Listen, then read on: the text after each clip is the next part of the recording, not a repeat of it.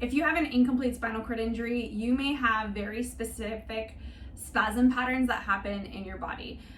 Most common, I see lower extremity synergy patterns happen. And what I mean by that is that when you change position or you lay down or even you yawn, your body will go into full extension, meaning the legs straighten, the knees straighten, and the ankle points.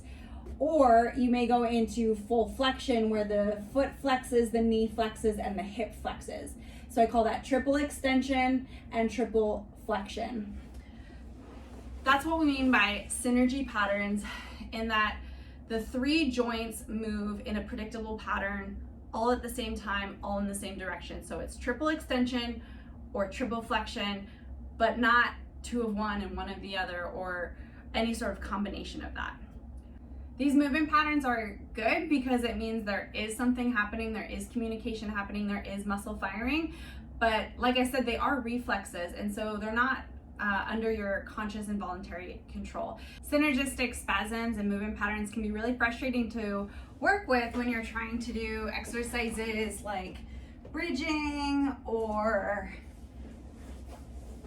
tall kneeling or even walking. And the reason why that is because in these movements that I just talked about, they require two joints, so maybe ankle and knee, to be in flexion, while the third joint is an extension. So it breaks the synergy of the flexion pattern, or it breaks the synergy of the extension pattern.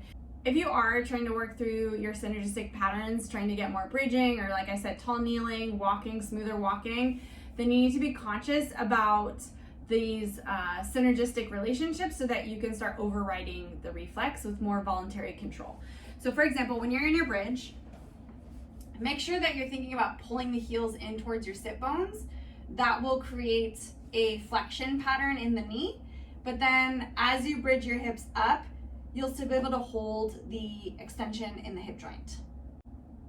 I know this is a big topic and that was such a short overview, but I hope this gives you something to think about the next time you're doing any sort of exercise that requires that 2-1 ratio of extension and flexion, or flexion and extension. If you guys have any questions, comments, drop them below and we'll try to help you out.